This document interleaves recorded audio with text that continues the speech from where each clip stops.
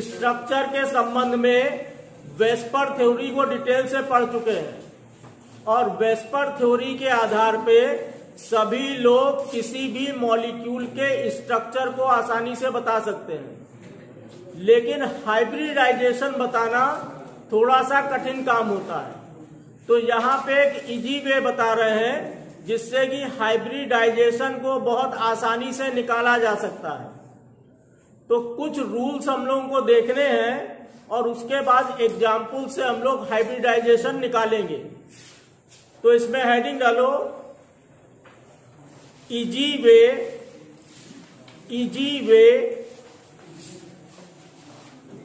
Way to find out hybridisation.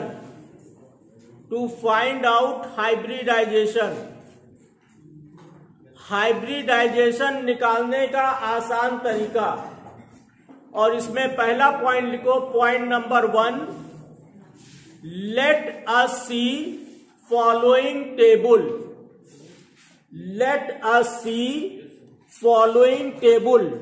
एक table हम लोग यहां पे ध्यान से देखते हैं और टेबल के अंदर दो चीजें हैं। Number 1 value of n and number 2 hybridisation.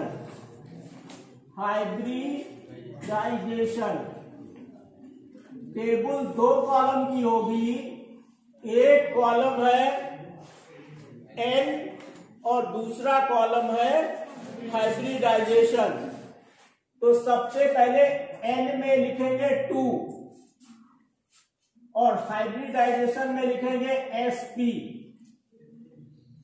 n में 2, हाइब्रिडाइजेशन में sp।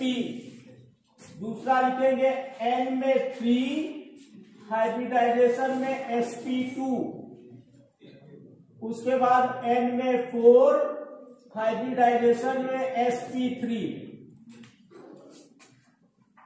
नंबर 1 n बराबर 2, हाइब्रिडाइजेशन sp।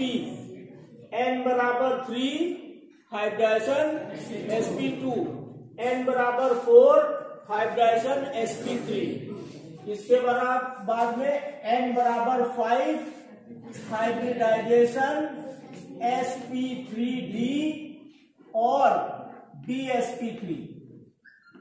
हाइब्रिडाइजेशन sp3d और dsp3।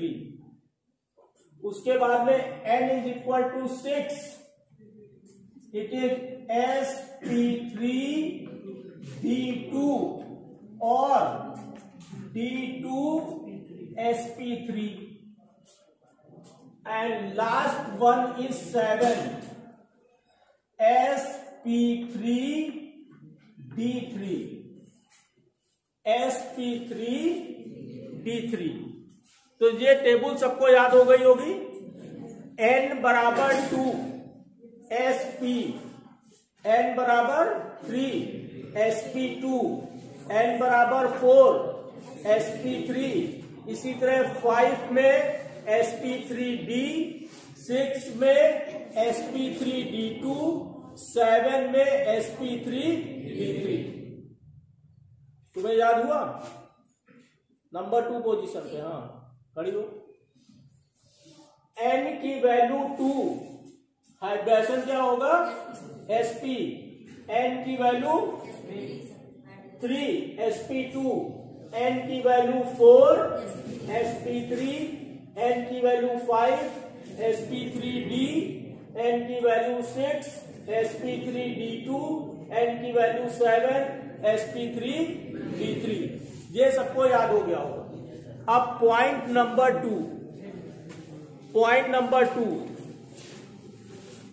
नंबर 2 लिखो, add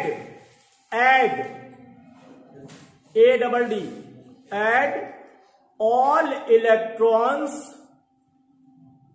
electrons in the valency in the valency cell of molecule, in the valency cell of molecule, in the valency cell of molecule। तो दूसरा काम क्या करना है, किसी भी मॉलिक्यूल के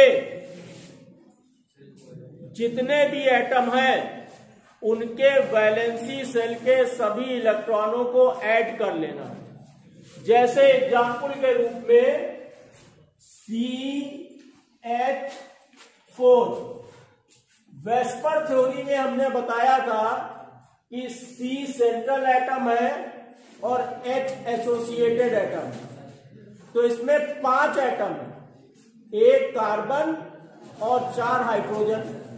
कार्बन के वैलेंसी सेल में कितने इलेक्ट्रॉन होते हैं, 4, और हाइड्रोजन में 1, तो 4 हाइड्रोजन है, 4 हाइड्रोजन, तो इसका मतलब 4, तो टोटल होगा 8। इस तरह से टोटल इलेक्ट्रॉन निकालने हैं।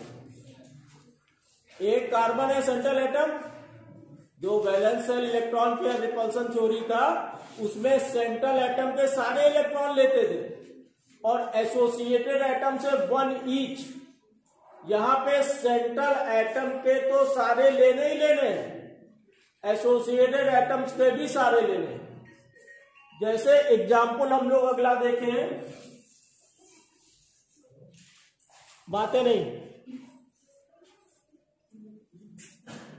SF6 sulphur hexafluoride, sulphur hexafluoride, इसमें टोटल कितने एटम है, बोलो बताओ। 7 एटम। सेंट्रल एटम सल्फर है, एसोसिएटेड एटम F है। तो इसके पास कितने इलेक्ट्रॉन होते हैं वैलेंसी सेल में? सल्फर के वैलेंसी सेल में कितने इलेक्ट्रॉन हैं? 6 इलेक्ट्रॉन। और फ्लोरीन के वैलेंसी सेल में कितने इलेक्ट्रॉन हैं? कितने इलेक्ट्रॉन हैं? 7। तो 7 इंटू 6, क्योंकि 7 6 है तो ये हो गया 42 और 6 इज इक्वल टू 48। ये इलेक्ट्रॉन्स का नंबर हो गया 48। तो हमारे हिसाब से इस तरह से सभी लोग निकाल लेंगे कि किस मॉलिक्यूल में कुल कितने इलेक्ट्रॉन हैं, किस मॉलिक्यूल में कितने इलेक्ट्रॉन हैं। अब point number 3, third point, point number 3, divide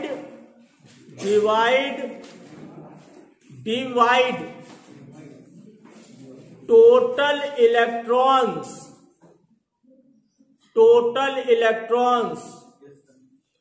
by 8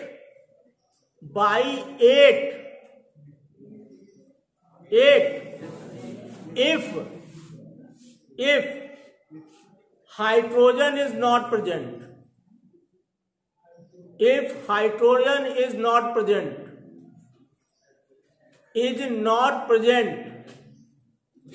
and divide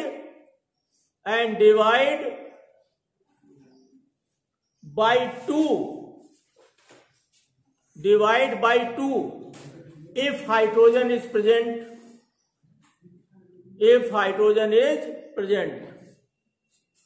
तो समझ में आया? हम लोगों को जैसे ही कोई मॉलिक्यूल मिलेगा सबसे पहले टोटल इलेक्ट्रॉन निकालेंगे और फिर टोटल इलेक्ट्रॉन को 8 से भाग देंगे यदि मॉलिक्यूल में हाइड्रोजन नहीं है, और यदि मॉलिक्यूल में हाइड्रोजन है तो 2 से डिवाइड करेंगे। और अंतिम पॉइंट लिख लो, point number last, if reminder remains, यदि रिमाइंडर रहता है, if reminder remains then divide by 2, then divide by 2। यदि रिमाइंडर है तो 2 से डिवाइड करेंगे। If reminder remain divide by 2 and then add both values, add both values, add both values.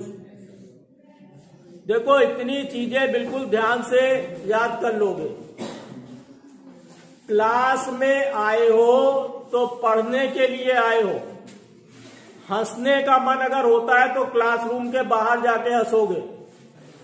ना तो मुझे हंसना पसंद है बिल्कुल क्लासरूम में, कोई जोक सुनाया जाए तब हंसो, और ना मुझे ये तुम्हें क्लास में पढ़ा रहे हैं, सारा नोट्स लिखा दे रहे हैं और सारा इस पे रिकॉर्ड करके भी डाल दे रहे हैं कि एक बार नहीं 10 बार देखो, और उसके बाद अच्छी किताब लेकर पढ़ो। ये हंसना बिल्कुल भी क्लास के अंदर हमको पसंद नहीं है। मैं चुप्पे नाम नोट कर लूंगा तुम्हारे सामने, नुकसान तुम्हारा ही होगा। अब एग्जाम्पल्स की बात करो। हम लोग एग्जाम्पल्स को डिस्कस करते हैं सभी नंबर के लिए। एन का मतलब है नंबर। इतना अच्छा मेथड है ये हाइब्रिडेशन निकालने का कि किसी भी छोटे बड़े कंपटीशन में कहीं भी हाइब्रिडेशन पूछा जाए तुरंत हाइब्रिडेशन बता दोगे 2 सेकंड के अंदर कि कौन सा हाइब्रिडेशन होगा। हम लोग 1 बाई 1 एग्जाम्पल ले रहे हैं। Number 1 BeCl2 beryllium dichloride, beryllium dichloride. अब देखो बेरिलियम सेंट्रल एटम है, इसके पास होते हैं 2 इलेक्ट्रॉन, फोटो इलेक्ट्रॉन 2, और 2 क्लोरीन के पास में 14 इलेक्ट्रॉन। एक के पास 2 तो 2 के पास में 14, और 14 और 2 को ऐड कर दो तो हो गए 16 हो गए। और हाइड्रोजन इसमें मौजूद नहीं है तो इसको डिवाइड करेंगे 8 से। It is divided by 8। बहुत आसानी से हम लोग जान जाएंगे कि n की वैल्यू आ गई 2, और जब n की वैल्यू 2 आएगी तो हाइब्रिडेशन होगा sp। तो BeCl2 में sp हाइब्रिडेशन होगा। कितना आसान तरीका। इसको नोट बाद में इससे वीडियो से करते रहना, ठीक है। यहां समझते चलो।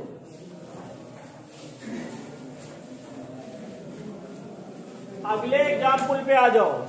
Example number next. अगला एग्जाम्पल है BF3 बोरान ट्राइफ्लोराइड, ठीक है। बोरान ट्राइफ्लोराइड, इसमें बोरान के पास इलेक्ट्रॉन होते हैं 3। इसके वैलेंसी सेल में इलेक्ट्रॉनों का नंबर है 3, और हैलोजेंस में होता है 7 इंटू 3। तो ये हो गया 3 + 21 इज इक्वल टू 24, और 24 को हम लोग डिवाइड करें 8 से तो हो गया 3, 24। रिमाइंडर कुछ नहीं रहा, n की वैल्यू 3 और 3 की वैल्यू sp2।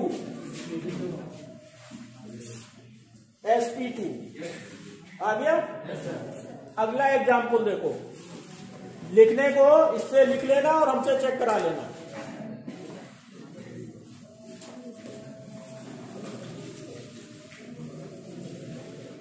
अगले एग्जाम्पल पे आओ। CH4 carbon, valency cell electron 4, और 1 इंटू 4 इज इक्वल टू 8, और 8 में डिवाइड करेंगे कितने से? 2 से, जो कि हाइड्रोजन है।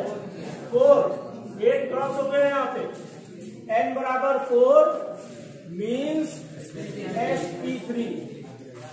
n का मतलब 4 का मतलब sp3। क्या शेप होगा, एंगल होगा, हाइब्रिडेशन जब डिटेल में पढ़ रहे होंगे तब पता चलेगा। अगले एग्जाम्पल पे आ जाओ।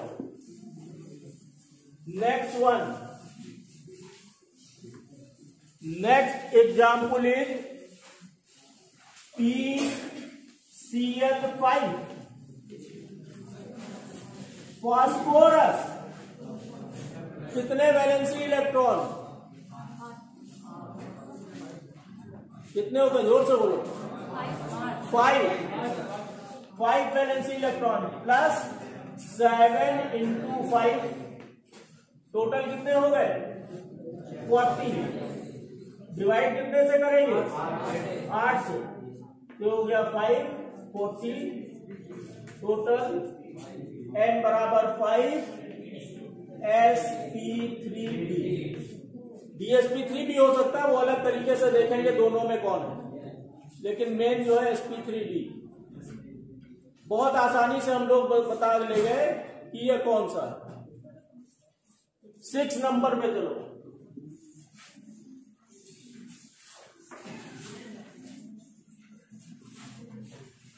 हम लोग एग्जाम्पल लेते हैं SF6 sulphur central atom 6 electron और hydrogen 7 into 6 42 plus 6 is equal to 48 और 48 को डिवाइड करो 8 से, ये 6 48 minus 6 means sp3d2 sp3d2 SF6 का hybridisation sp3d2।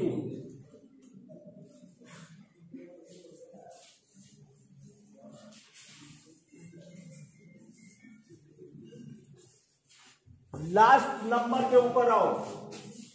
IF7 iodine hexafluoride. IF7 iodine में 7 plus 7 into 7 is equal to कितना हुआ? 49 प्लस 7 इज इक्वल टू 56 को डिवाइड करो 8 से 7, ये हो गया sp3b3। तो सातों नंबर्स के एक एक एग्जाम्पल हम लोग ने कर लिए। समय हो तो और किया जाए, देखो कितना टाइम। हाँ ठीक।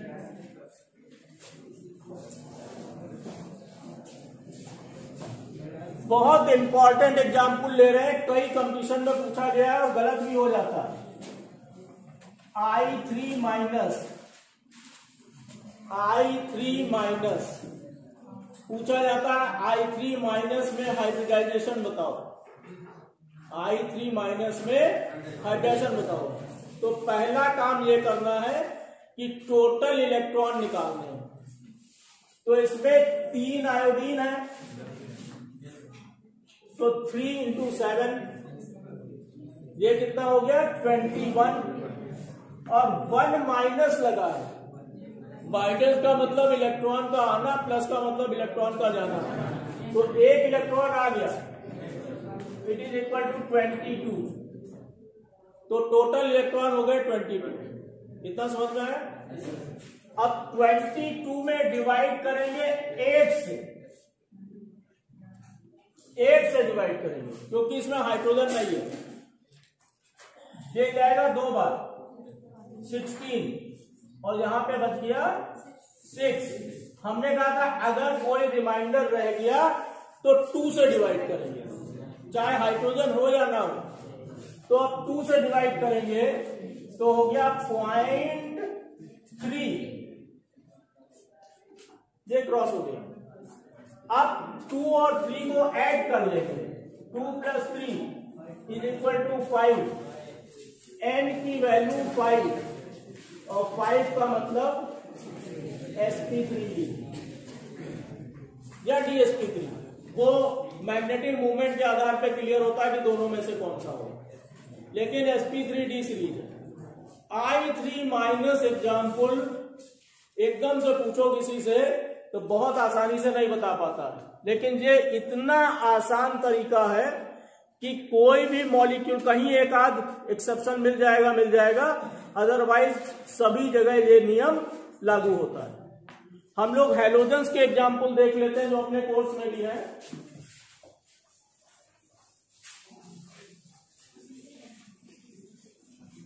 हाइड्रोजन के कंपाउंड्स की बात करो, अपने कोर्स का एग्जाम्पल है XeF2 xenon difluoride.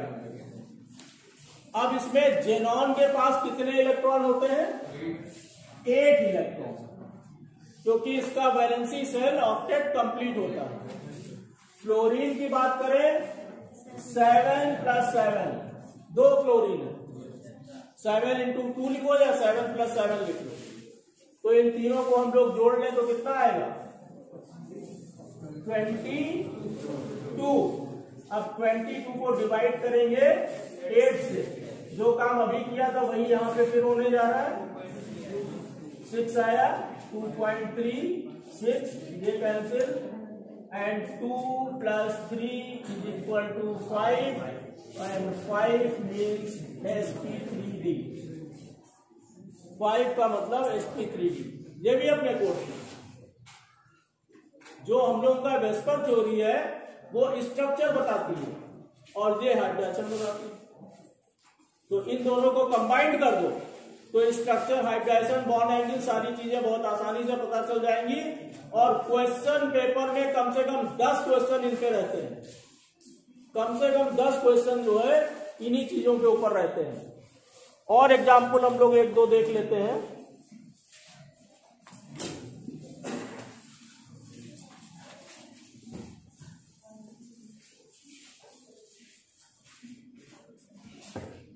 XeF4 xenon tetrafluoride है। फिर वही चीज, जेनॉन के पास 8 इलेक्ट्रॉन + 4 × 7, तो ये कितना हो गया? 28 + 8 = 36। 36 को किससे डिवाइड करेंगे? 8 से, क्योंकि हाइड्रोजन नहीं है। अब 8 से जब डिवाइड करेंगे तो यह है 32, बचा 4। अब 4 को 2 से डिवाइड करेंगे तो हो गया 2, तो हो गया 4 + 2 = 6, एंड 6 मीन्स sp3d2। 6 का मतलब sp3d2। अब sp3d2 में अगर सभी बॉन्ड है, वो बॉन्ड पेयर है तो शेप ऑक्टाहेड्रल हो जाएगा, और लोन पेयर है तो शेप उस अनुसार चेंज होगा। ये वेस्पर थ्योरी वाले सारे पार्ट्स पढ़ोगे उसमें मिल जाएगा। अब अगला एग्जाम्पल देखो,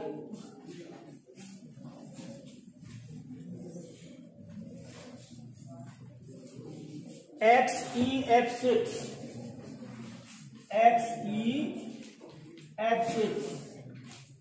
जेनॉन 8 + 7 × 6, 7 × 6 कितना होगा? 42। 42 + 8 = 50। 42 + 8 = 50।